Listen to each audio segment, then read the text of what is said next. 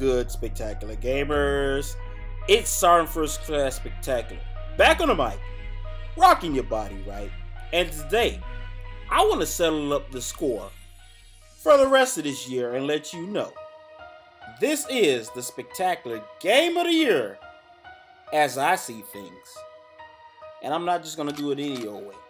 Not just one game, but I'm going to count down from 5 all the way to 1, giving you my thoughts and perspectives on what games made the cut this year for me. And it was a slow gaming year, as we all know, because, the Xbox One and the PS4 have been hitting its stride. And maybe next year it'll do a lot better, but it has been a dry gaming season. But with that being said, I want to move into this list of how I see things. Now, first off, I don't want to consider any remakes or remasters, so I don't want to put Grand Theft Auto 5 on here, and I did a lot of debate as it was technically a remastering. If I considered Grand Theft Auto 5, then I'd have to consider The Last of Us, and I'm not just going to do that. So, without further ado, let's get into this thing. Welcome to the stage of history. Here comes a new challenge. Coming in at number 5, I want to hit you up with a little gem called Alien Isolation.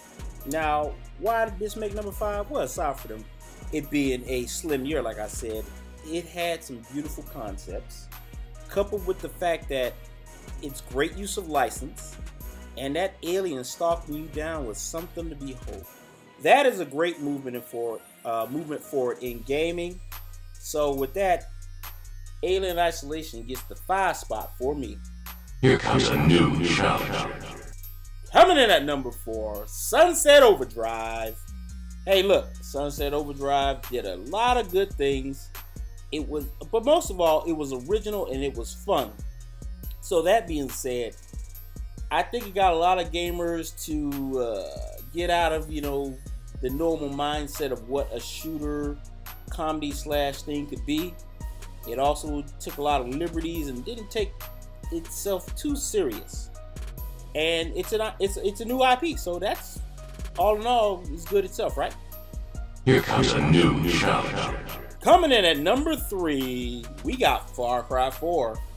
And I did a review on this game earlier, a couple of weeks ago. And hey, look, Far Cry 3 was an awesome game, and Far Cry 4 is a good update, but only in the fact that it kind of made better graphics and use of Far Cry 3's engine. But still, nevertheless, a stellar game. Fun times was had by all, meaning myself, with Far Cry 4. So don't take it too lightly. If you get a chance, go out there, hook it up, get up on that Far Cry 4, because it's a good session, rounds of fun to be had in that game. Here comes a new challenge. Coming in at number 2, Call of Duty Advanced Warfare. Now, I understand a lot of people are going to disagree with this, and that's fine.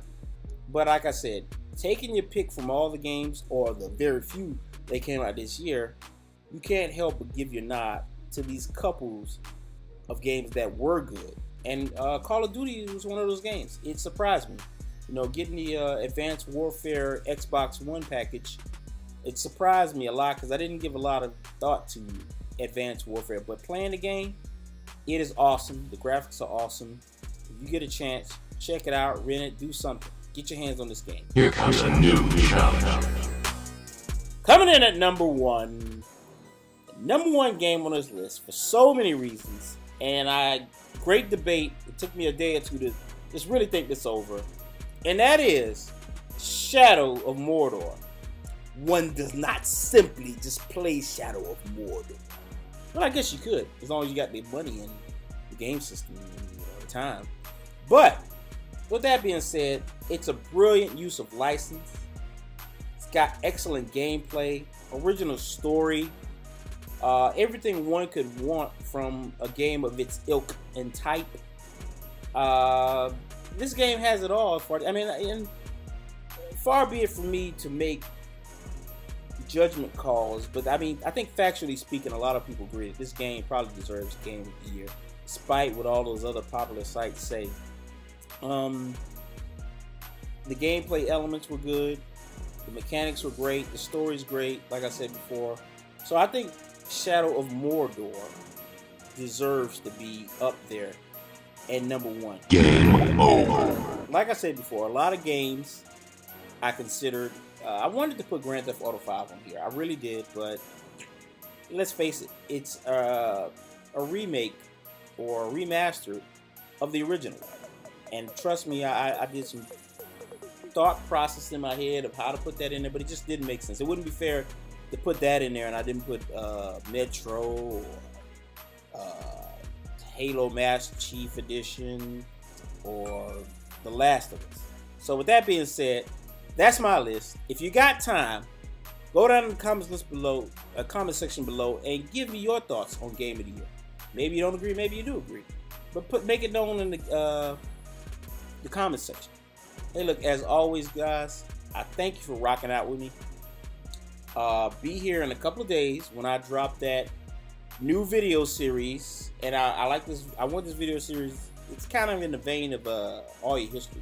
I think we still, as gamers, need to discover our past, to appreciate what we have these days. So be here in a couple of days. January 2nd is when I'm looking at putting it out, and catch it. It's gonna be 12-part season type deal. So hit that up.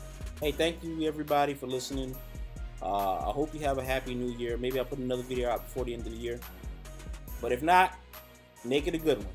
And as always, if you can't be good at it. And I'm out. Peace.